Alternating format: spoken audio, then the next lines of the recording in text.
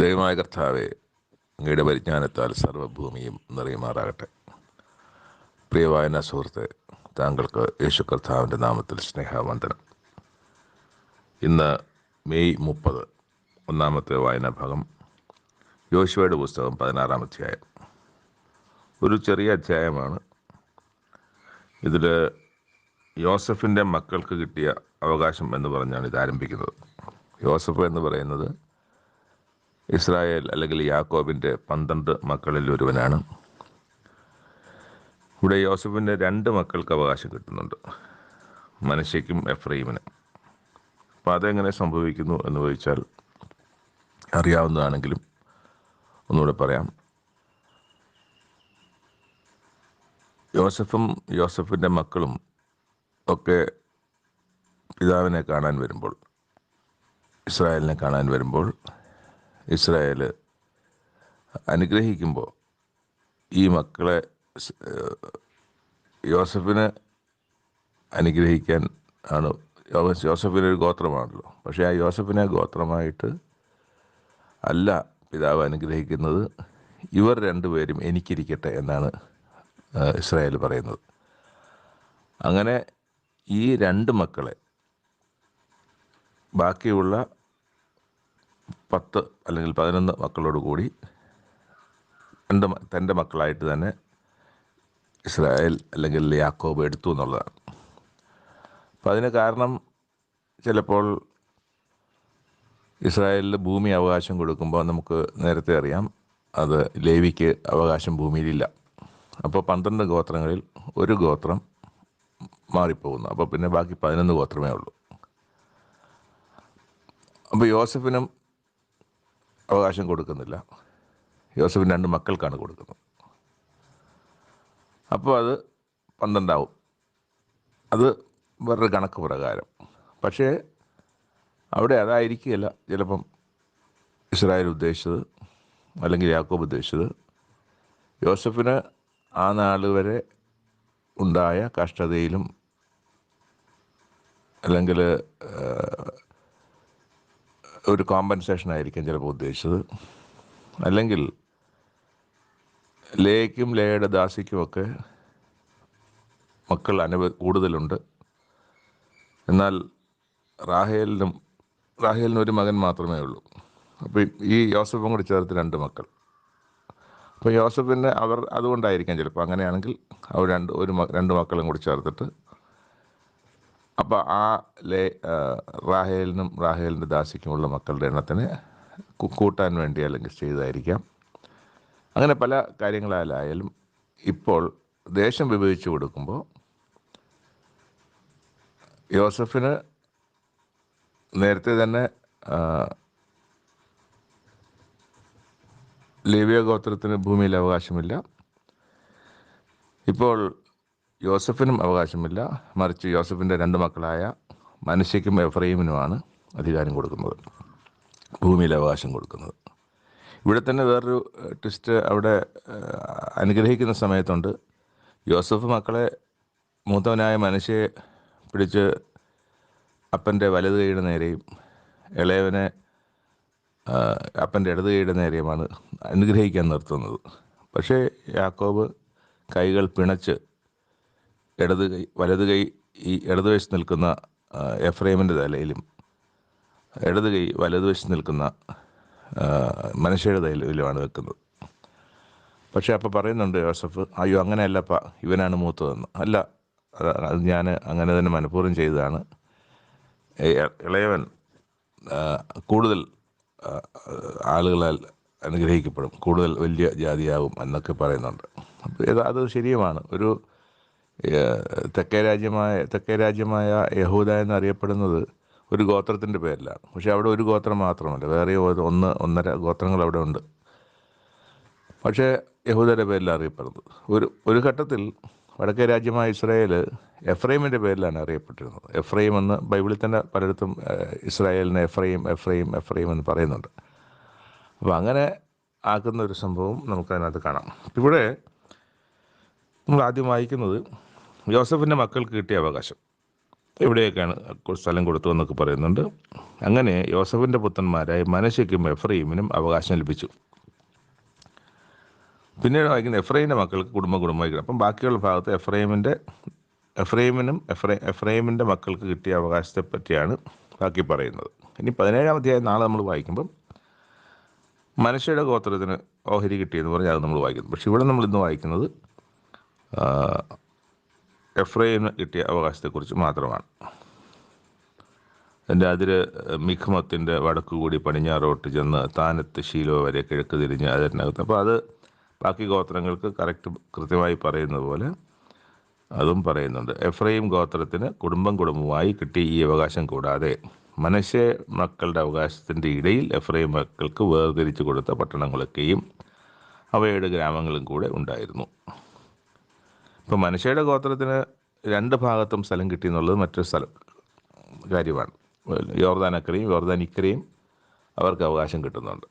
എഫ്രൈമിന് പക്ഷേ യോർദാൻ്റെ ഇവിടെ മാത്രമാണ് സ്ഥലമുള്ളത്. അതായത് യോർദാൻ്റെ പടിഞ്ഞാറ് വശം, അതായത് കനാൻ ദേശത്ത് തന്നെയാണ് എഫ്രൈമിന് അവകാശം ലഭിക്കുന്നത്. രണ്ടാമത്തെ വായനാഭാഗം യെശയ്യാ പ്രവാചകൻ്റെ പുസ്തകം 22-ാം അധ്യായം. ദർശന താഴ്വരയെക്കുറിച്ചുള്ള പ്രവാചകം എന്നാണ് നമ്മൾ വായിക്കുന്നത്. ദർശന താഴ്വര എന്നൊരു സ്ഥലമോ ഒന്നും ബൈബിളിൽ വേറെ എങ്ങും പരാമർശമോ അല്ലെങ്കിൽ അങ്ങനെ ഒരു പേരിലോ ഒന്നും അറിയപ്പെടുന്നതായിട്ട് കാണുന്നില്ല. മാത്രമല്ല ഈ പുസ്തകത്തിൽ ഇവിടെ മാത്രമാണ് ഈ ദർശന താഴ്വരയെക്കുറിച്ച് ആകെ ഒരു റെഫറൻസ് മാത്രമേ ഉള്ളൂ. അപ്പോൾ ഇത് ബൈബിൾ പണ്ഡിതന്മാർ പറയുന്നത് മാത്രമല്ല, നമ്മളിതിൻ്റെ അധ്യായത്തിൻ്റെ അകത്തേക്ക് കടന്ന് ഇത് വായിച്ച് വരുമ്പോൾ നമുക്ക് മനസ്സിലാകുന്നത് ഇത് യെരുശലേമിനെ ആകെ തന്നെ പറയുന്നതാണ് ഈ ദർശന താഴ്വര എന്ന് പറയുന്നത്. യെരുശലേമിനെ മൊത്തത്തിൽ പറയുന്ന ഒരു പേരല്ല, അതിനെ ഒന്ന് വർണ്ണിക്കുന്നതാണ് ദർശന താഴ്വര എന്ന് പറഞ്ഞിട്ട്. നിങ്ങളെല്ലാവരും വീടുകളുടെ മുകളിൽ കയറേണ്ടതിന് നിങ്ങൾക്ക് എന്ത് ഭവിച്ചു? എല്ലാവരും വീടിൻ്റെ മുകളിൽ കയറിയിരിക്കുകയാണ്. എന്ത് പറ്റിയെന്ന് അറിയില്ല എന്നുള്ള തരത്തിലാണ് അവരെ സംസാരിക്കുന്നത്. അയ്യോ, കോലാഹലം നിറഞ്ഞും ആരവപൂർണമായും ഇരിക്കുന്ന പട്ടണമേ, ഉല്ലസിത നഗരമേ, നിന്റെ ഹതന്മാർ വാളാൽ കൊല്ലപ്പെട്ടവരല്ല, പടയിൽ പട്ടുപോയവരുമല്ല. നിന്റെ അധിപതിമാർ എല്ലാവരും ഒരുപോലെ ഓടിപ്പോയിരിക്കുന്നു. അവർ വില്ലില്ലാത്തവരായി ബന്ധിക്കപ്പെട്ടിരിക്കുന്നു. നിന്നിൽ ഉണ്ടായിരുന്നവരൊക്കെയും ദൂരത്ത് ഓടിപ്പോയിട്ടും ഒരുപോലെ ബദ്ധരായിരിക്കുന്നു. അതുകൊണ്ട് ഞാൻ പറഞ്ഞത്, എന്നെ നോക്കരുത്, ഞാൻ കൈപ്പോടെ കരയട്ടെ, എൻ്റെ ജനത്തിൻ്റെ നാശത്തെ ചൊല്ലി എന്നെ ആശ്വസിപ്പാൻ ബന്ധപ്പെടരുത്. സൈന്യങ്ങളുടെ യഹോവയായ കർത്താവിങ്കിൽ നിന്ന് ദർശന താഴ്വരയിൽ പരാഭവവും സംഹാരവും പരിഭ്രമവുമുള്ള ഒരു നാൾ വരുന്നു. മതിലുകളെ ഇടിച്ചു കളയുന്നതും മലകളോട് നിലവിളിക്കുന്നതുമായ നാൾ തന്നെ. ഈ മലകളോടും കുന്നുകളോടും നിലവിളിക്കുന്നു എന്ന് പറഞ്ഞുള്ളൊരു പ്രയോഗം, അല്ലെങ്കിൽ അന്നങ്ങനെ നിലവിളിക്കും എന്ന് പറയുന്നൊരു പ്രവചനം വെളിപാട് പുസ്തകത്തിൽ കാണുന്നുണ്ട്. വെളിപാട് പുസ്തകത്തിൻ്റെ 6-ാം അധ്യായത്തിൽ മലകളോടും കുന്നുകളോടും ഒക്കെ ഞങ്ങളുടെ മേൽ വീഴുവിൻ എന്ന് നിലവിളിക്കുന്ന ഒരു നാൾ. ഞങ്ങൾക്ക് ഇനിയും ജീവിച്ചിരിക്കട്ടെ, മരിച്ചാൽ മതി, അത്രയും കഷ്ടത അനുഭവിക്കുമ്പോഴാണ് അങ്ങനെ പറയുന്നത്. അപ്പോൾ അത് നമ്മൾ വെളിപാട് പുസ്തകം 6-ാം അധ്യായത്തിൽ അങ്ങനൊരു കാര്യവും കാണുന്നുണ്ട്. താഴോട്ട് ഏലാം കാലാളും കുതിരപ്പടയുമുള്ള സൈന്യത്തോടുകൂടി ആവനാഴി എടുക്കുകയും പരിചയുടെ ഉറ നീക്കുകയും ചെയ്തു. അങ്ങനെ നിൻ്റെ മനോഹരമായ താഴ്വരകൾ രഥങ്ങൾ കൊണ്ട് നിറയും. വരാനിരിക്കുന്ന കഷ്ടത്തെക്കുറിച്ചാണ് പറയുന്നത്. കുതിരപ്പട വാതിൽക്കൽ അണിനിരത്തും. അവൻ യഹൂദയുടെ മൂടുപടം നീക്കിക്കളഞ്ഞു. അന്ന് നിങ്ങൾ വനഗ്രഹത്തിലായതവർക്കത്തെ നോക്കി പറയുന്നതാണ്, ദാവീദൻ നഗരത്തിൻ്റെ ഇടിവുകൾ അനവധി എന്ന് കണ്ടു. താഴത്തെ കുളത്തിലെ വെള്ളം കെട്ടി നിർത്തി. യെരുശലേമിലെ വീടുകൾ എണ്ണി. മതിലുറപ്പിപ്പാൻ വീടുകളെ പൊളിച്ചു. പഴയ കുളത്തിലെ വെള്ളം സൂക്ഷിപ്പാൻ 2 മതിലുകളുടെ മധ്യേ ഒരു ജലാശയമുണ്ടാക്കി. എങ്കിലും അത് വരുത്തിയവെങ്കിലേക്ക് നിങ്ങൾ തിരിഞ്ഞില്ല. പണ്ടേ അത് നിരൂപിച്ചവന് ഓർത്തുമില്ല. അപ്പോൾ ദൈവത്തെ സ്മരിക്കാത്തതിനെക്കുറിച്ച്, ദൈവത്തിൻ്റെ പക്ഷത്ത് നിൽക്കാത്തതിനെക്കുറിച്ചൊക്കെയാണ് ഇവിടെ പറയുന്നത്. ഒരു കുളത്തെക്കുറിച്ച് പറയുന്നുണ്ട്. അത് യെശയ്യാ പ്രവാചകൻ്റെ കാലത്ത് തന്നെയാണ് ഹിസ്കിയാ രാജാവ് ഉണ്ടായിരുന്നത്. ഹിസ്കിയാ രാജാവിൻ്റെ കാലത്ത് യെശയ്യാ പ്രവാചകൻ ഹിസ്കിയാ രാജാവുമായിട്ട് സംസാരിക്കുന്നതൊക്കെ നമുക്ക് രാജാക്കന്മാരുടെ പുസ്തകത്തിൽ 2 രാജാക്കന്മാരുടെ 2-ാമത്തെ പുസ്തകത്തിൻ്റെ 20-ാം അധ്യായത്തിൽ നമുക്ക് അവിടെ അദ്ദേഹത്തിൻ്റെ പരാക്രമങ്ങളെക്കുറിച്ച് പറയുമ്പോൾ ഹിസ്കിയാ രാജാവ് ഒരു കുളം വെട്ടിയതിനെക്കുറിച്ചൊക്കെ നമ്മൾ വായിക്കുന്നുണ്ട്. അപ്പോൾ ആ കുളമായിരിക്കാം പഴയ കുളത്തിലെ എന്ന് പറയുന്ന ഇവിടെ കാണുന്ന കുളം. അപ്പോൾ ഇതൊക്കെ സംഭവിച്ചിട്ടും അവർക്ക് ദൈവത്തിങ്കിലേക്ക് അവർ തിരിഞ്ഞില്ല എന്നാണ് പറയുന്നത്. താഴെ വരുമ്പം വീണ്ടും നമ്മൾ താഴോട്ട് നോക്കുമ്പോഴത്തേക്ക് സൈന്യങ്ങളുടെ യഹോവ എനിക്ക് വെളിപ്പെടുത്തി തരുന്നത് നിങ്ങൾ മരിക്കും വരെ ഈ അകൃത്യം നിങ്ങൾക്ക് മോചിക്കപ്പെടുകയില്ല എന്നുള്ളതാണ്. പിന്നെ അവിടെ നീ ചെന്ന് ഭണ്ഡാരപതിയും രാജധാനി വിചാരകനുമായ ശെബ്നയെ കണ്ട് പറയേണ്ടത്, നീ എന്താകുന്നു ഈ ചെയ്യുന്നത്? നിനക്ക് ഇവിടെ ആരുള്ളത്? ഇവിടെ നീ കല്ലറ വെട്ടിക്കുന്നത് ആർക്കാകുന്നു എന്നൊക്കെ ചോദിക്കാൻ പറയുന്നുണ്ട്. എന്നിട്ട് എടോ, നിന്നെ യഹോവ തൂക്കിയെടുത്ത് ചുഴറ്റി എറിഞ്ഞു കളയും. ഞാൻ നിന്നെ ഒരു പന്ത് പോലെ വിശാലമായ ഒരു ദേശത്തിലേക്ക് ഉരുട്ടിക്കളയും. നിന്റെ യജമാനൻ്റെ ഗൃഹത്തിൻ്റെ ലജ്ജയായുള്ളവേ, അവിടെ നീ മരിക്കും എന്നൊക്കെ അവിടെ പറയാം. എന്നിട്ട് അതിൻ്റെ താഴോട്ട് 20-ാമത്തെ വാക്യത്തിൽ, അന്നാളിൽ ഞാൻ ഹിൽക്കിയാവിൻ്റെ മകനായി എൻ്റെ ദാസനായ ഏലിയാക്കീമിനെ വിളിക്കും. അവനെ ഞാൻ നിന്റെ അങ്കി ധരിപ്പിക്കും. നിന്റെ കച്ച കൊണ്ട് അവനെ അരകെട്ടും. നിന്റെ അധികാരം ഞാൻ അവൻ്റെ കയ്യിൽ ഏൽപ്പിക്കും. അവൻ യെരൂശലേം നിവാസികൾക്കും യഹൂദാ ഗൃഹത്തിനും ഒരു അപ്പനായിരിക്കും. ഹിസ്കിയ രാജാവിൻ്റെ രാജധാനി വിചാരകനായിരുന്ന ശെബ്നയെ നീക്കിയിട്ടാണ് ഈ എലിയാക്കീമിനെ അവിടെ രാജധാനി വിചാരകനായിട്ട് നിയമിക്കുന്നത്. അപ്പം അവിടെ ശെബ്നയുടെ കുറിച്ച് നേരത്തെ തൊട്ടുമേളിൽ വായിച്ചല്ലോ, നീ എന്താ ഇവിടെ ചെയ്യുന്നത് എന്നൊക്കെ ചോദിക്കുന്നുണ്ട്. അപ്പം അവൻ്റെ അഹങ്കാരത്തെ സംബന്ധിച്ച് അവിടെ പറയുന്നുണ്ട്, അവിടെ നീ മരിക്കും എന്നൊക്കെ പറയുന്നു. നിൻ്റെ മഹത്വമുള്ള രഥങ്ങളും അവിടെയാകും. ഞാൻ നിന്റെ ഉദ്യോഗത്തിൽ നിന്ന് നീ നീക്കിക്കളയും എന്നവിടെ വായിക്കുന്നുണ്ട് നമ്മൾ 18 അവസാനം. ഞാൻ നിന്റെ ഉദ്യോഗത്തിൽ നിന്ന് നീ നീക്കിക്കളയും, നിന്റെ സ്ഥാനത്ത് ഞാൻ നിന്നെ പറിച്ചു കളയും. അന്നാളിൽ ഞാൻ ഹിൽക്കിയാവിൻ്റെ മകനെ എൻ്റെ ദാസനെ എലിയാക്കീമിനെ വിളിക്കും. അപ്പോൾ അത് ചരിത്രമാണത്. അത് ഈ ശെബ്നായെ നീക്കിയിട്ട് എലിയാക്കീമിനെ അധികാരം ഏൽപ്പിക്കുന്നതാണ്. ഞാൻ അവനെ നിന്റെ അങ്കി ധരിപ്പിക്കും. നിന്റെ കച്ച കൊണ്ട് ഞാൻ അവനെ അരകെട്ടും. അപ്പോൾ ഇതൊക്കെ യഹൂദ രാജ്യത്ത് തന്നെയാണ് സംഭവിക്കുന്നത് കൊണ്ട്, അല്ലെങ്കിൽ യെരൂശലേമിൽ തന്നെ സംഭവിക്കുന്നുള്ളത്. ഈ ദർശന താഴ്വര അങ്ങനെയാണ് യെരൂശലേമിനെ കുറിച്ചാണെന്നുള്ളത് നമ്മളൊരു ഉദ്ദേശത്തിൽ നമ്മൾ എത്തുന്നത്. അത് കഴിഞ്ഞിട്ട് താഴോട്ട് ഈ പറഞ്ഞിട്ട്, അവൻ യെരൂശലേം നിവാസികൾക്കും യഹൂദാ ഗൃഹത്തിനും ഒരു അപ്പനായിരിക്കും. ഞാൻ ദാവീദ് ഗൃഹത്തിൻ്റെ താക്കോൽ അവൻ്റെ തോളിൽ വയ്ക്കും. അവൻ തുറന്നാൽ ആരും അടയ്ക്കുകയില്ല, അവൻ അടച്ചാൽ ആരും തുറക്കുകയുമില്ല. ഉറപ്പുള്ള സ്ഥലത്ത് ഒരാണി പോലെ ഞാൻ അവനെ തറയ്ക്കും. അവൻ തൻ്റെ പിതൃഭവനത്തിന് മഹത്വമുള്ളൊരു സിംഹാസനമായിരിക്കും. അവർ അവൻ്റെ മേൽ അവൻ്റെ പിതൃഭവനത്തിൻ്റെ സകല മഹത്വത്തെയും സന്തതിയെയും പ്രജയെയും കിണ്ണം മുതൽ തുരുത്തി വരെയുള്ള സകലവിധ ചെറുപാത്രങ്ങളെയും തൂക്കിയിടും. അന്നാളിൽ ഉറപ്പുള്ള സ്ഥലത്ത് അറച്ചിരിക്കുന്ന ആണി ഇളകിപ്പോവും. അപ്പം അതും ഇളകിപ്പോകുമെന്ന് തന്നെയാണ് പറയുന്നത് എന്ന് സൈന്യങ്ങളുടെ യഹോവ അരുളി ചെയ്യുന്നു. അത് മുറിഞ്ഞു വീഴുകയും അതിന്മേലുള്ള ഭാരം തകർന്നു പോവുകയും ചെയ്യും. യഹോവയല്ലോ അരുളി ചെയ്യുന്നത്. നമ്മളിവിടെ വായിക്കുമ്പോൾ യേശുക്രിസ്തുവിനെ കുറിച്ചാണ് നമ്മൾ തോന്നും. ഞാൻ ദാവീദ് ഗൃഹത്തിൻ്റെ താക്കോൽ അവൻ്റെ തോളിൽ വെക്കും എന്നൊക്കെ വായിക്കുമ്പോൾ യഥാർത്ഥത്തിൽ അത് യേശുക്രിസ്തുവിനെ കുറിച്ചുള്ള പ്രവചനമല്ല, മറിച്ച് ഇവിടെ തന്നെ നടക്കുന്ന ഒരു സംഭവത്തെക്കുറിച്ചാണ്. ഈ രാജധാനി വിചാരകനെ മാറ്റിയിട്ട് മറ്റൊരു രാജധാനി വിചാരകനെ ആക്കുകയും അത് ഒരാണി പോലെ ഞാൻ അതിനെ തറയ്ക്കും. അവൻ തൻ്റെ പിതൃഭവത്തിന് മഹത്വമുള്ള സിംഹാസനമായിരിക്കും എന്നൊക്കെയാണ് വായിക്കുന്നത്.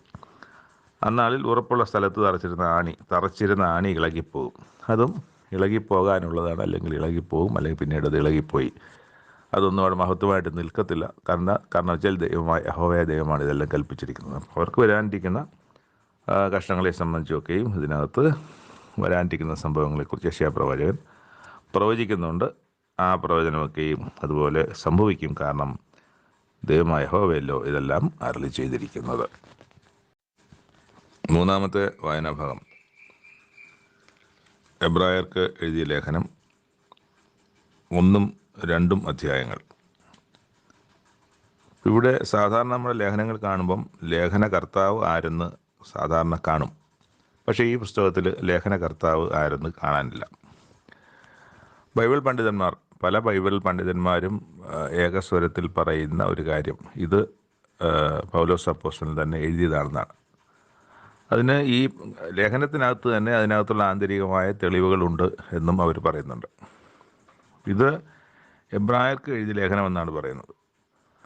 ആ കാലത്ത് പലസ്തീനിലെ യഹൂദന്മാരെയാണ് എബ്രായർ എന്ന് പറഞ്ഞിരുന്നതെന്നും അവർ പറയുന്നുണ്ട്. അപ്പോൾ അത് എബ്രായ ഭാഷയിലാണ് അത് എഴുതിയത്. കഞ്ഞായ എബ്രായ ഭാഷയിൽ അത് മനസ്സിലാകുന്നത് അവർ മാത്രമാണ് അന്ന് ഉള്ളത്. അവർക്ക് എബ്രായ ഭാഷയിൽ തന്നെ എഴുതി. ഇത് പുതിയ നിയമ പുസ്തകമാണ്, പക്ഷേ എബ്രായ ഭാഷയിൽ തന്നെ എഴുതി. പിന്നീട് ഇത് ഗ്രീക്കിലേക്ക് വിവർത്തനം ചെയ്യുകയായിരുന്നു. അപ്പോൾ ഇവിടെ എബ്രായർ എന്ന് പറയുന്നത് അത് യഥാർത്ഥത്തിൽ പലസ്തീനിലെ യഹൂദന്മാർ തന്നെയാണ്. ആ യഹൂദന്മാർ യേശുക്രിസ്തുവിൽ വിശ്വസിച്ച് ക്രിസ്ത്യാനികളായി മാറുകയും, എന്നാൽ ആ യഹൂദന്മാർ ആ കാലത്ത് നമുക്കെല്ലാവർക്കും അറിയാവുന്ന പോലെ യഹൂദന്മാർ തന്നെ വലിയ പീഡനം അഴിച്ചു വിടുന്നുണ്ട് ക്രിസ്ത്യാനികൾക്ക്. ജാതികളിൽ നിന്ന് വന്ന ക്രിസ്ത്യാനികൾക്കായാലും യഹൂദ ഗോത്രത്തിൽ നിന്നല്ല, യഹൂദന്മാരിൽ നിന്ന് ക്രിസ്ത്യാനികളായി മാറിയവരെയൊക്കെയും പീഡിപ്പിക്കുന്നുണ്ട്. അപ്പോൾ ആ കാലത്ത് ലേഖനകർത്താവ് കണ്ടൊരു കാര്യം മനസ്സിലാക്കിയത്, അവർ തിരിച്ച് യഹൂദ മതത്തിലേക്ക് പോകുന്നു എന്നുള്ളതാണ്, പീഡനം സഹിക്കവയ്യാതെ. അപ്പോൾ അങ്ങനെ പോകുന്ന വിശ്വാസികളായിട്ടുള്ളവർ, അപ്പോൾ അതിപ്പം യഹൂദ മതത്തിൽ നിന്ന് പോയവർ മാത്രമല്ല, വേറെയുള്ള ആൾക്കാരും അതുപോലെ പോകാൻ ഇടയായിട്ടുണ്ടാവാം. അവർക്ക് പക്ഷെ തിരിച്ചു പോകണ്ട, ന്യായപ്രമാണത്തിൻ്റെ പ്രവൃത്തിയായ പരിച്ഛേദനയൊക്കെ കഴിക്കാൻ വേണ്ടി നിർബന്ധിക്കുക ചെയ്ത ആൾക്കാരും ഒക്കെ ഉണ്ട്. അപ്പം ഇവിടെ അപ്പം അങ്ങനെയുള്ള അവരോട് ഈ ക്രിസ്തുവിനെ സംബന്ധിച്ച് പറയുന്ന കാര്യങ്ങളാണ് നമ്മൾ ഈ പുസ്തകത്തിൽ വായിക്കുന്നത്. അപ്പോൾ അവരെ ആ വിശ്വാസത്തിൽ ഉറപ്പിച്ചു നിർത്തുന്നതിനും അവർ ഇന്ന് നിങ്ങൾ ഏറ്റെടുത്തിരിക്കുന്ന വിശ്വാസത്തിൻ്റെ പവിത്രത, അതിൻ്റെ വാല്യൂ, ദൈവം അതിനെ എങ്ങനെയാണ് കണ്ടിരിക്കുന്നത്, അതിൻ്റെ അവസ്ഥ, ക്രിസ്തു എന്താണ്, ക്രിസ്തുവിനെ ദൈവം ഏൽപ്പിച്ചിരിക്കുന്ന അല്ലെങ്കിൽ അത്തരം ഒരു വലിയ ചിത്രം നമുക്ക് ഇവിടെ കാണാൻ പറ്റും. നമുക്കും യേശുക്രിസ്തുവിനെക്കുറിച്ച് ഏറ്റവും നന്നായി പ്രതിപാദിച്ചിരിക്കുന്ന ഒരു പുസ്തകമാണ്. ഈ എബ്രായ ലേഖനം ഇല്ലെങ്കിൽ നമുക്ക് യേശുക്രിസ്തുവിനെ നമ്മളിന്ന് അറിയുന്നത് പോലെ അറിയുമായിരുന്നില്ല. അത്ര കണ്ട് ക്രിസ്തുവിനെ കൃത്യമായി വരച്ചു വച്ചിരിക്കുന്ന ഒരു പുസ്തകമാണ് എബ്രായർക്ക് എഴുതിയ ലേഖനം. ഇതിൽ ലേഖനകർത്താവിൻ്റെ പേര് എഴുതാത്തതും ചിലപ്പോൾ ഈ പറഞ്ഞ കാരണങ്ങൾ കൊണ്ടായിരിക്കാമെന്ന് ഇതിൽ പണ്ഡിതന്മാർ പറയുന്നുണ്ട്. അന്നത്തെ പീഡനം അത്ര കഠിനമായതുകൊണ്ട് ഇതാരാണ് എഴുതിയതെന്ന് അറിയണ്ട എന്നുള്ളതായിരിക്കണം അതിൻ്റെ പിന്നിലുള്ള ഉദ്ദേശം. അത് പൗലോസ് അപ്പോസ്തലൻ തൻ്റെ പേര് വെളിപ്പെടുത്തുന്നതിലായിരിക്കില്ല അദ്ദേഹത്തിൻ്റെ താല്പര്യം, മറിച്ച് തൻ്റെ ഉദ്ദേശം എന്താണോ അത് നിറവേറപ്പെടുക എന്നുള്ളതാണ്. തൻ്റെ പേര് പ്രസിദ്ധമാകുന്നതിനേക്കാളും ആവശ്യം അല്ലെങ്കിൽ അനിവാര്യം എന്ന് മനസ്സിലാക്കിയിട്ടായിരിക്കണം അദ്ദേഹം തൻ്റെ പേരെഴുതാത്തത് ഇവരുടെ പീഡനവും ആരാണ് എഴുതിയതെന്ന് അറിയണ്ട എന്നുള്ളതും ആയിരിക്കാൻ കാരണമെന്നും പണ്ഡിതമതം അങ്ങനെയാണ് പറയുന്നത്. തുടക്കം തന്നെ വളരെ രസകരമായ ഒരു എഴുത്താണ്. ദൈവം പണ്ട് ഭാഗമായിട്ടും വിവിധമായിട്ടും പ്രവാചകൻ മുഖാന്തരം പിതാക്കന്മാരോട് അരുളി ചെയ്തിട്ട് ഈ അന്ത്യകാലത്ത് പുത്രൻ മുഖാന്തരം നമ്മളോട് അരുളി ചെയ്തിരിക്കുന്നു. അവനെ താൻ സകലത്തിനും അവകാശിയാക്കി വെച്ച് അവൻ മുഖാന്തരം ലോകത്തെ ഉണ്ടാക്കി. അവൻ്റെ തേജസ്സിൻ്റെ പ്രഭയും തത്വത്തിൻ്റെ മുദ്രയും സകലത്തെയും തൻ്റെ ശക്തിയുള്ള വചനത്താൽ വഹിക്കുന്നവനുമാകൊണ്ട് പാപങ്ങൾക്ക് പരിഹാരമുണ്ടാക്കിയ ശേഷം ഉയരത്തിൽ മഹിമയുടെ വലതുഭാഗത്ത് ഇരിക്കുകയും അവൻ ദൈവദൂതന്മാരെക്കാളും വിശിഷ്ടമായ നാമത്തിന് അവകാശിയായതിനൊത്തവണ്ണം അവരെക്കാൾ ശ്രേഷ്ഠനായി തീരുകയും ചെയ്തു. ഇപ്പം ദൈവദൂതന്മാരെക്കാളും ശ്രേഷ്ഠനായി അല്ലെങ്കിൽ ദൈവം ശ്രേഷ്ഠനാക്കി യേശുക്രിസ്തുവിനെ എന്ന് നമ്മൾ വായിക്കുകയാണ്. ഇത് എബ്രായർക്ക് ആ ബോധ്യമുണ്ടാവണം. അവർ പിന്മാറിപ്പോകുന്നവർക്ക് ഞങ്ങൾ വിശ്വസിക്കുന്ന യേശുക്രിസ്തു ഇന്ന് ആരാണ് എന്നവരെ ബോധ്യപ്പെടുത്തണം. ആ ബോധ്യപ്പെടുത്തൽ അവരെ മാത്രമല്ല വായിക്കുന്നത് നമ്മളെയും ഒരു ഉയർന്ന തലത്തിലേക്ക് കൊണ്ടെത്തിക്കും. അപ്പം ദൂതന്മാരെക്കാൾ ഉയർന്ന, അത് മുമ്പൊരിക്കലും അങ്ങനെ നമ്മളൊരു കാര്യം വായിച്ചിട്ടില്ല. പക്ഷേ ഈ സങ്കീർത്തന പുസ്തകത്തിൽ അതിനെ സംബന്ധിച്ച് പറയുന്നത് അതാണ് എന്ന് മനസ്സിലാക്കുന്നത് നമ്മൾ ഈ അധ്യായം വായിക്കുമ്പോൾ. നേരത്തെ അതിൻ്റെ എഴുത്തുകളുണ്ട് അല്ലെങ്കിൽ ദൈവത്തിൻ്റെ അരുളപ്പാടുണ്ട്, പക്ഷേ അത് ആ പുസ്തകങ്ങൾ വായിക്കുമ്പോൾ നമുക്ക് മനസ്സിലാകത്തില്ല. എന്നാൽ ഇവിടെ ഈ എബ്രായ ലേഖനത്തിൽ അതിനെ സംബന്ധിച്ച് വിശദീകരിക്കുമ്പോഴാണ് നമ്മൾ ഇത് വായിച്ചങ്ങനെയാണ് മനസ്സിലാക്കുന്നത്. ദൈവത്തിൻ്റെ സകല ദൂതന്മാരും അവനെ നമസ്കരിക്കണം എന്ന് താൻ അരുളി ചെയ്യുന്നു എന്നൊക്കെ നമ്മളിവിടെ വായിക്കുന്നത് സങ്കീർത്തന പുസ്തകത്തിൽ ഇതിവിടെ 6-ാമത്തെ വാക്യത്തിൽ കോട്ട് ചെയ്തിട്ടുണ്ട്. ആദ്യജാതനെ പിന്നെയും ഭൂതലത്തിലേക്ക് പ്രവേശിക്കുമ്പോൾ ആദ്യം ഭൂതലത്തിലുണ്ടായിരുന്നു, മരിച്ചു, അടക്കപ്പെട്ടു, വീണ്ടും ഭൂതലത്തിലേക്ക് പ്രവേശിക്കുമ്പോൾ, ഉയർത്തെഴുന്നേറ്റ് ഭൂതലത്തിലേക്ക് പ്രവേശിക്കുമ്പോൾ എന്നർത്ഥം. ഭൂമിയിലേക്ക് വീണ്ടും വന്നല്ലോ. ദൈവത്തിൻ്റെ സകല ദൂതന്മാരും അവനെ നമസ്കരിക്കണമെന്ന് താൻ അരുളി ചെയ്യുന്നു. അവൻ കാറ്റുകളെ തൻ്റെ ദൂതന്മാരും അഗ്നിജാലയെ തൻ്റെ ശുശ്രൂഷകന്മാരുമാക്കുന്നു എന്ന് ദൂതന്മാരെക്കുറിച്ച് പറയുന്നു. പുത്രനോട് പറയുന്നത് എന്നാണ് വായിക്കുന്നത്. പുത്രനോട് പറയുന്നത് ദൈവമേ, അത് സങ്കീർത്തന പുസ്തകം 45-ാമത്തെ സങ്കീർത്തനത്തിലാണ്. ദൈവമേ, നിന്റെ സിംഹാസനം എന്നും എന്നേക്കുമുള്ളത്, നിന്റെ രാജ്യത്തിൻ്റെ ചെങ്കോൽ നേരുള്ള ചെങ്കോൽ, നീ നീതിയെ ഇഷ്ടപ്പെടുകയും ദുഷ്ടതയെ ദ്വേഷിക്കുകയും ചെയ്തിരിക്കുകയാൽ ദൈവമേ, നിന്റെ ദൈവം നിന്റെ കൂട്ടുകാരിൽ പരമായി നിന്നെ ആനന്ദ തൈലം കൊണ്ട് അഭിഷേകം ചെയ്തിരിക്കുന്നു. ഇത് നമ്മൾ സങ്കീർത്തന പുസ്തകത്തിൽ വായിക്കുന്നു. അപ്പം അത് യേശുക്രിസ്തുവിനെ കുറിച്ചാണെന്ന് നമ്മൾ അവിടെ വായിക്കുമ്പോൾ നമുക്ക് മനസ്സിലാകത്തില്ല. പക്ഷേ ഈ പുസ്തകം വായിക്കുമ്പോൾ നമുക്കത് യേശുക്രിസ്തുവിനെ കുറിച്ചാണെന്ന് മനസ്സിലാവും. നമുക്ക് മനസ്സിലാകുന്നതല്ല അവിടുത്തെ പ്രധാന ഉദ്ദേശം. ഈ എബ്രായർ പലസ്തീനിലെ എബ്രായരെ കുറിച്ചാണ്. അവർക്ക് വേണ്ടിയിട്ടാണ് മനസ്സിൽ അത്ര തീവ്രതയോടെ ഈ പുസ്തകം എഴുതപ്പെട്ടത്. നമുക്കത് ഉപകാരപ്പെട്ടു എന്നത് നമുക്കല്ല, തലമുറകൾക്ക് അത് ഉപകാരപ്പെട്ടു എന്നുള്ളത് മറ്റൊരു വലിയ കാര്യം തന്നെയാണ്. അപ്പോൾ അവിടെ ഈ പ്രവചനം എഴുതിയിരിക്കുന്നത് യേശുക്രിസ്തുവിനെ കുറിച്ചാണ് നമ്മളിവിടെ മനസ്സിലാകുന്നത്. കർത്താവ്, നീ പൂർവ്വകാലത്ത് ഭൂമിക്ക് അടിസ്ഥാനം ഇട്ടു, ആകാശവും നിൻ്റെ കൈകളുടെ പ്രവൃത്തിയാകുന്നു. അവ നശിക്കും, നീയോ നിഴൽ, അവയെല്ലാം വസ്ത്രം പോലെ പഴകിപ്പോകും, ഉടുപ്പ് പോലെ നീ അവയെ ചുരുട്ടും. അപ്പം ഇതൊക്കെയും പറയുന്നതിനെ സംബന്ധിച്ചാണ് അത് പറഞ്ഞിട്ട് അതും 102-ാം സങ്കീർത്തനത്തിൽ ആണ് ഇവിടെ പറയുന്നത്. നീയോ അനന്യൻ, നിൻ്റെ സംവത്സരങ്ങൾ അവസാനിക്കില്ല എന്നും പറയുന്നുണ്ട്. ഞാൻ നിൻ്റെ ശത്രുക്കളെ നിനക്ക് പാദപീഠമാക്കുവോളും നീ എൻ്റെ വലതുഭാഗത്തിരിക്കുകയെന്ന് ദൂതന്മാരോട് ആരെങ്കിലും വല്ലപ്പോഴും അരുളി ചെയ്തിട്ടുണ്ടോ? അപ്പോൾ സങ്കീർത്തന പുസ്തകം 103 ഞാൻ നിൻ്റെ ശത്രുക്കളെ എൻ്റെ നിനക്ക് പാദപീഠമാക്കുവോളം നീ എൻ്റെ വലതുഭാഗത്ത്. അപ്പോൾ യേശുക്രിസ്തു ഇന്ന് ദൈവത്തിൻ്റെ വലതുഭാഗത്താണെന്നും ജീവനോടിരിക്കുന്നു എന്നൊക്കെ നമുക്കറിയാം. അപ്പോൾ അത് ആ വാക്യത്തെ സംബന്ധിച്ച് ഉള്ള വിശദീകരണമാണ് ഇവിടെ കാണുന്നത്. എന്ന് ദൂതന്മാർ ആരോടെങ്കിലും അരുളി ചെയ്തിട്ടുണ്ടോ? അപ്പോൾ ദൂതന്മാരെ കുറിച്ച് ചെയ്തിട്ടുണ്ടെന്ന് ചോദിക്കുമ്പോൾ തന്നെ ഈ ദൂതന്മാരെ സംബന്ധിച്ച് ഒരു കാര്യം കൂടെ അവിടെ നമുക്ക് മനസ്സിലാക്കേണ്ട ഒരു കാര്യം അവിടെ എഴുതിയിരിക്കുന്നത്, ആരൊക്കെ ദൂതന്മാരൊക്കെയും രക്ഷ പ്രാപിപ്പാനുള്ളവരുടെ ശുശ്രൂഷയ്ക്ക് അയക്കപ്പെടുന്ന സേവകാത്മാക്കളല്ലയോ? അപ്പോൾ യേശുക്രിസ്തുവിനെയും സഹായിച്ച ദൂതന്മാരുണ്ട്.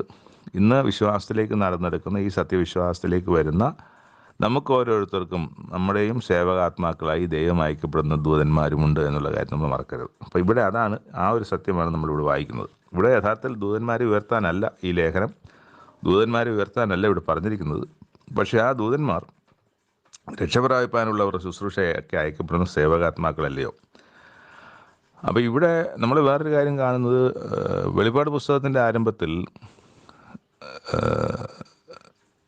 ദൈവം അത് യേശുക്രിസ്തുവിന് കൊടുക്കുന്നതായിട്ടും യേശുക്രിസ്തു അത് ദൂതൻ മുഖാന്തരം ജനത്തിൻ്റെ ഇടയിലേക്ക് അയക്കപ്പെടുന്നതുമായ കാര്യമായിട്ടാണ് നമ്മളിത് കാണുന്നത്. അത് യോഹന്നാന് പ്രദർശിപ്പിച്ചു കൊടുക്കുകയാണ്. ദൈവം യേശുക്രിസ്തുവിന് കൊടുക്കുന്നു, യേശുക്രിസ്തു അത് ദൂതന് കൊടുക്കുന്നു, ദൂതൻ അത് യോഹന്നാനെ പ്രദർശിപ്പിക്കുന്നു. നമ്മൾ ആദ്യം തന്നെ വായിക്കുന്നത്. അപ്പം ഈ യേശുക്രിസ്തുവിൻ്റെ കൽപ്പന പ്രകാരം പ്രവർത്തിക്കുന്ന ദൂതന്മാരുടെ കാര്യങ്ങളൊക്കെ നമ്മൾ വെളിപാട് പുസ്തകത്തിൽ വായിച്ച് മനസ്സിലാക്കാൻ കഴിയും. എന്നിട്ട് അതിൻ്റെ 2-ാമത്തെ അധ്യായം അല്ലെങ്കിൽ അതിൻ്റെ തുടർച്ച, അതുകൊണ്ട് ഇതൊക്കെയാണ് യേശുക്രിസ്തുവിനെ കുറിച്ച് പറഞ്ഞിരിക്കുന്ന കാര്യങ്ങൾ. ഇതാണ് യേശുക്രിസ്തു. അതുകൊണ്ട് നാം വല്ലപ്പോഴും ഒഴുകിപ്പോകാതിരിക്കേണ്ടതിന് കേട്ടത് അധികം ശ്രദ്ധയോടെ കരുതിക്കൊള്ളുവാൻ ആവശ്യമാകുന്നു എന്ന് എബ്രായരോട് ലേഖനകർത്താവ് പറയുകയാണ്. നാം വല്ലപ്പോഴും ഒഴുകിപ്പോകാതിരിക്കണമെന്നത്. അതിനെന്ത് ചെയ്യണം? കേട്ടത് അധികം ശ്രദ്ധയോടെ കരുതിക്കൊള്ളണം. വീണ്ടും കേട്ടത് മനസ്സിലാക്കി അതിൽ ഉറയ്ക്കാൻ ഇടയാകണം. ദൂതന്മാർ മുഖാന്തരം അരുളി ചെയ്ത വചനം സ്ഥിരമായിരിക്കുകയും ഓരോരോ ലംഘനത്തിനും അനുസരണക്കേട് ന്യായമായ പ്രതിഫലം ലഭിക്കുകയും ചെയ്തു എങ്കിൽ കർത്താവ് താൻ പറഞ്ഞു തുടങ്ങിയതും ദൈവം അടയാളങ്ങളാലും അത്ഭുതങ്ങളാലും വിവിധ വീര്യപ്രവൃത്തികളാലും തൻ്റെ ഇഷ്ടപ്രകാരം പരിശുദ്ധാത്മാവിനെ നൽകിക്കൊണ്ടും സാക്ഷി നിന്നതും കേട്ടവർ നമുക്ക് ഉറപ്പിച്ചു തന്നതുമായ ഇത്ര വലിയ രക്ഷ നാം ഗണ്യമാക്കാതെ പോയാൽ എങ്ങനെ തെറ്റിയൊഴിയും? ഇതാണ് പൗലോസ് ഈ ലേഖനകർത്താവ് ഈ എബ്രായരോട് ചോദിക്കുന്ന ചോദ്യം. നിങ്ങൾ ഇത്രയും മഹത്തരമായ കാര്യം നിങ്ങൾക്ക് ലഭിച്ചിട്ട് നിങ്ങൾ ആ രക്ഷയുടെ ആ മൂല്യം മനസ്സിലാക്കാതെ നിങ്ങളത് തെറ്റിയൊഴിഞ്ഞ് നിങ്ങളത് പിന്മാറിപ്പോയാൽ ശിക്ഷ എത്ര വലുതായിരിക്കും എന്നുള്ളതാണ് അവിടെ വായിക്കുന്നത്. നാം പ്രസ്താവിക്കുന്ന ഭാവി കാലത്തെ അവൻ ദൂതന്മാർക്കല്ലല്ലോ കീഴ്പ്പെടുത്തിയത്. ദൂതന്മാർക്കല്ല അത് കൊടുത്തിരിക്കുന്നത്, പക്ഷെ മനുഷ്യർക്കാണ്. അതിലുപരി യേശുക്രിസ്തു എന്ന മനുഷ്യനാണ് അതിൻ്റെ പൂർണ്ണമായ അധികാരം കൊടുത്തത്. എന്നാൽ മനുഷ്യനെ നീ ഓർക്കേണ്ടതിന് മനുഷ്യപുത്രനെ സന്ദർശിക്കേണ്ടത് അവൻ എന്തുമാത്രം.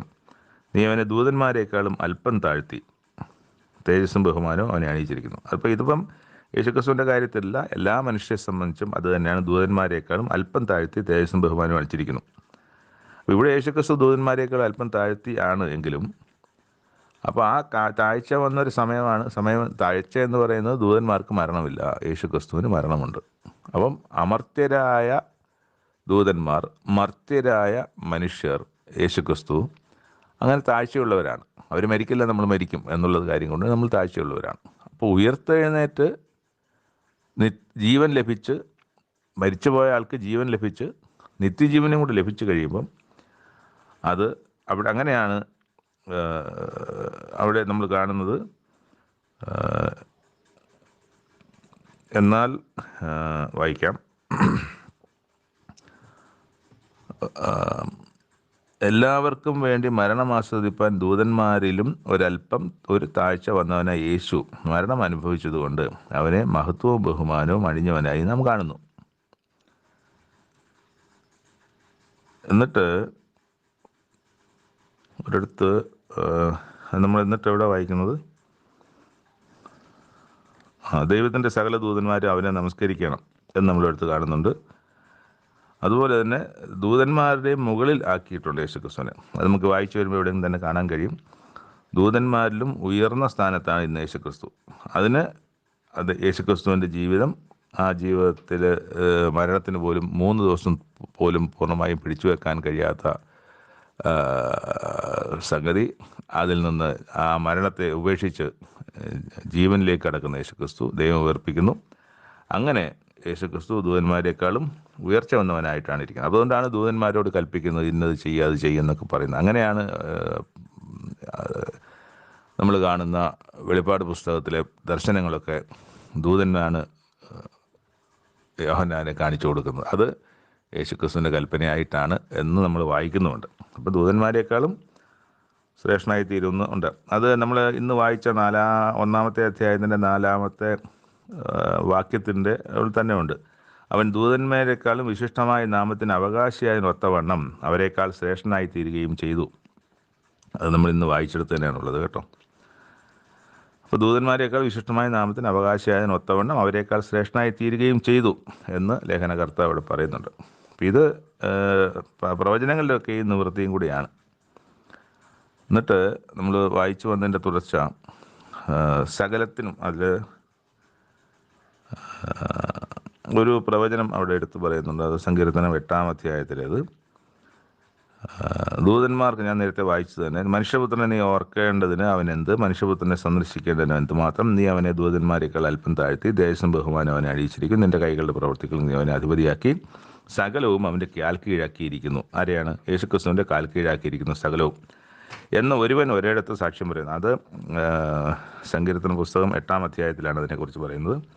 അപ്പോൾ കീഴാക്കിയതിൽ ഒന്നിനെയും കീഴ്പ്പെടുത്താതെ വിട്ടിട്ടില്ല എന്ന് നമ്മളിവിടെ വായിക്കുന്നുണ്ട്. അപ്പോൾ ഈ സങ്കീർത്തനം 8-ാം അധ്യായത്തിലാണ് സകലവും അവൻ്റെ കാൽ കീഴാക്കിയിരിക്കുന്നു എന്ന് പറയുന്നത്. അപ്പോൾ സകലവും അവൻ്റെ കാൽ കീഴാക്കിയിരിക്കുന്നു എന്ന് നമ്മൾ പറയുമ്പോൾ മറ്റൊരു കാര്യം കൂടെ നമ്മൾ ശ്രദ്ധിക്കേണ്ടത്, 1 കൊരിന്ത്യർ 15-ാം അധ്യായത്തിൻ്റെ 20 മുതലുള്ള താഴോട്ട് വായിച്ചു വരുമ്പോൾ 20 മുതൽ 28 വരെ വാക്യങ്ങളുള്ളൂ.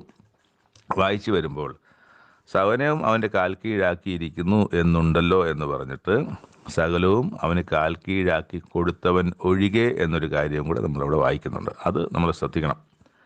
അപ്പോൾ സകലവും അവൻ്റെ കാൽ കീഴാക്കിയിരിക്കുന്നു എന്ന് പറയുമ്പോൾ യേശുക്രിസ്തുവിനെ ദൈവത്തോട് സമമാക്കുകയോ യേശുക്രിസ്തുവിനെ ദൈവം തന്നെ ആക്കുകയോ ചെയ്യുന്ന, അല്ലെങ്കിൽ ചിന്തിക്കുന്ന, പഠിക്കുന്ന, മനസ്സിലാക്കുന്ന, വിശ്വസിക്കുന്ന ഒരു വലിയ ജനസമൂഹത്തിൻ്റെ ഇടയിലാണ് ഞാനിത് പറയുന്നത്. ആ ഒരു ലോകത്തു നിന്നാണ് ഞാനിത് പറയുന്നത്. ഇവിടെ സകലവും യേശുക്രിസ്തുവിന് കാൽ കീഴാക്കിയിരിക്കുന്നു എന്ന് പറഞ്ഞാൽ സകലവും കീഴാക്കി കൊടുത്തവന് ഒഴികെ എന്ന് 1 കൊരിന്ത്യർ 15-ാം അധ്യായത്തിൻ്റെ 20 മുതൽ താഴോട്ട് വായിക്കുമ്പോൾ നമുക്ക് കാണാൻ പറ്റും. സകലവും കീഴാക്കി കൊടുത്തവൻ, അപ്പോൾ ദൈവം ഒഴികെയാണ് എന്ന് മനസ്സിലാക്കുക. അപ്പോൾ ദൈവം എന്നൊരു വ്യക്തിയുണ്ട്, ആ ദൈവത്തിന് കീഴെയാണ് യേശുക്രിസ്തു എന്നുള്ള കാര്യവും നമ്മൾ മനസ്സിലാക്കേണ്ടതാണ്. കാരണം യേശുക്രിസ്തു മനുഷ്യനാണ്, ദൈവം ദൈവമാണ്. ഇതിൻ്റെ യഥാർത്ഥത്തിലുള്ള സത്യമാണ്, ബൈബിളിൻ്റെ ഉപദേശത്തിലെ അടിസ്ഥാന സത്യവുമാണ്. അത് തെറ്റായി പഠിക്കുന്ന, മനസ്സിലാക്കിയിരിക്കുന്ന, വിശ്വസിക്കുന്ന ലോകത്തിലാണ് ഞാനിത് സംസാരിക്കുന്നുള്ളത്. എനിക്ക് നല്ല ബോധ്യവുമുണ്ട്. അപ്പോൾ അത് കഴിഞ്ഞിട്ട് എന്നാൽ ഇപ്പോൾ സകലവും അവന് കീഴ്പ്പെട്ടതായി കാണുന്നില്ല. അതും സത്യമാണ്. അന്നത്തെ കാലത്ത് സകലവും കീഴ്പ്പാട്, ഇന്നും നമ്മൾ കാണുമ്പോൾ സകലവും യേശുക്രിസ്തുവിന് കീഴാക്കിയതായി കാണുന്നില്ല. ഇന്നും അതങ്ങനെ സംഭവിച്ചിട്ടില്ല.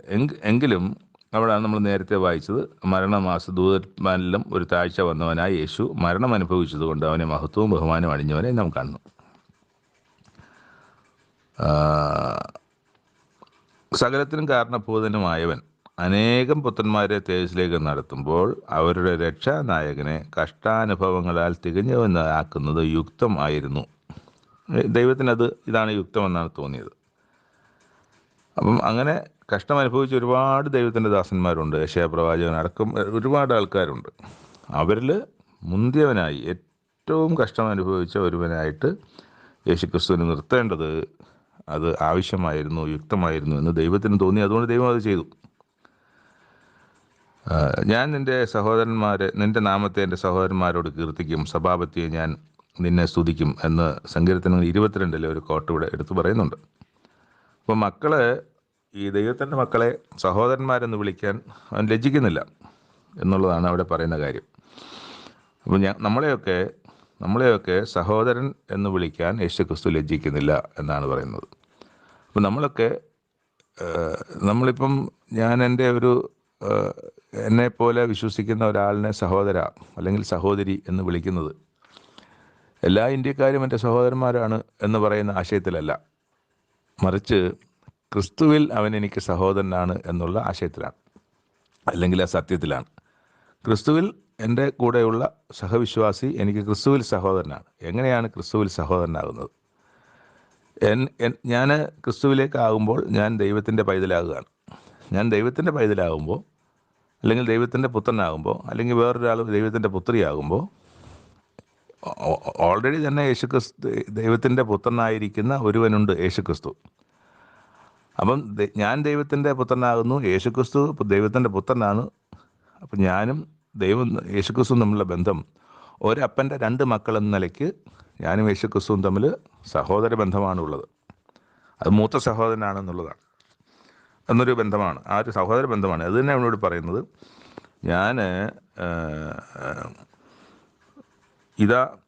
അത് വേറെടുത്ത് പറയുന്നുണ്ട്, ഞാൻ അവനിൽ ആശ്രയിക്കുമെന്നും ഇതാ ഞാനും എനിക്ക് തന്ന മക്കളും എന്നും പറയുന്നുണ്ട്. അതും കോട്ടാണ്.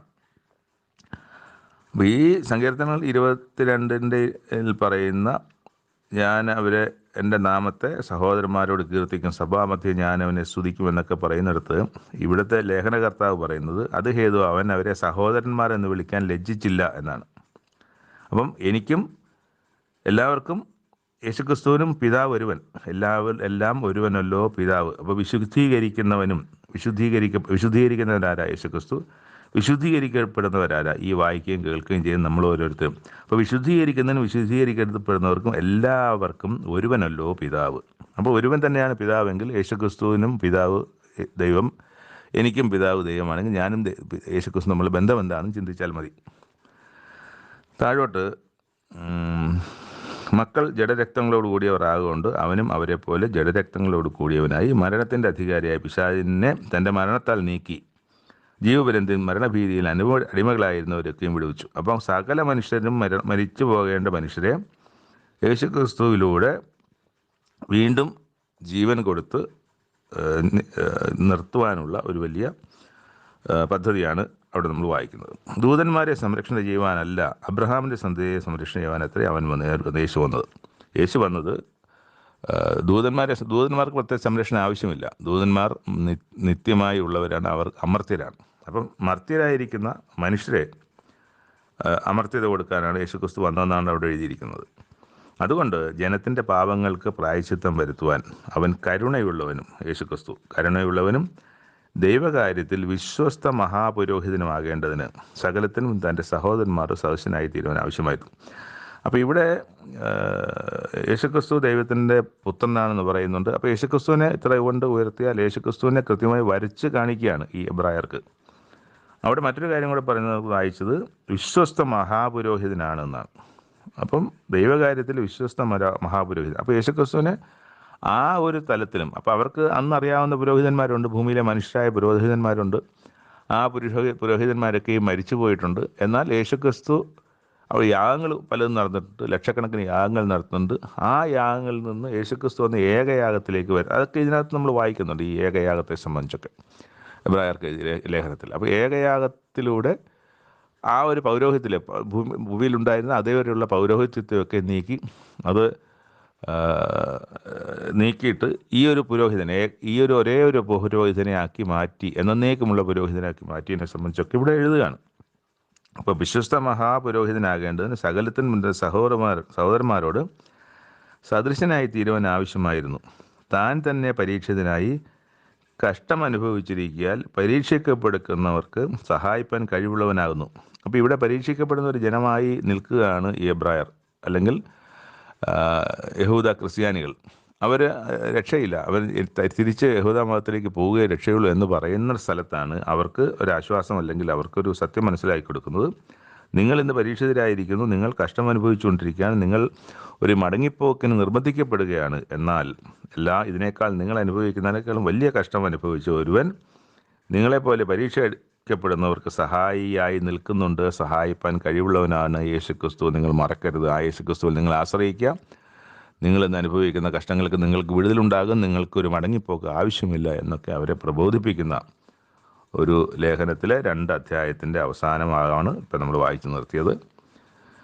നമ്മൾ തുടർന്ന് വായിക്കുമ്പോൾ യേശുക്രിസ്തുവിനെ നമ്മുടെ ശരിക്കും ശ്രദ്ധിച്ച് നമ്മൾ വായിച്ചാൽ നമ്മൾ ഇതിനെ യേശുക്രിസ്തുവിനെ കുറിച്ചുള്ള ഈ ഒരൊറ്റ അധ്യായം, ഈ ഒരൊറ്റ പുസ്തകം മതി യേശുക്രിസ്തു എന്താണെന്നുള്ളതിൻ്റെ ഒരു കൃത്യമായ ചിത്രം വായിക്കുന്നവർക്ക്, വിശ്വാസിക്ക്, ഭക്തന് ലഭിക്കാൻ, അല്ലെങ്കിൽ ഒരു പുതിയ വിശ്വാസിക്ക് ഒക്കെ ലഭിക്കാൻ ഈ ഒരു ഒറ്റ ലേഖനം തന്നെ മതി യേശുക്രിസ്തുവിനെ കൃത്യമായി കാണാൻ.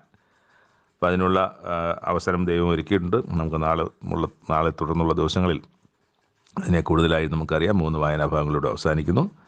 കേട്ടിരുന്നതിന് നന്ദി. നാളെ നമുക്ക് പുതിയ വായനാഭാഗങ്ങളുമായിട്ട് വീണ്ടും കാണാം. ദൈവത്തിന് സ്തോത്രം.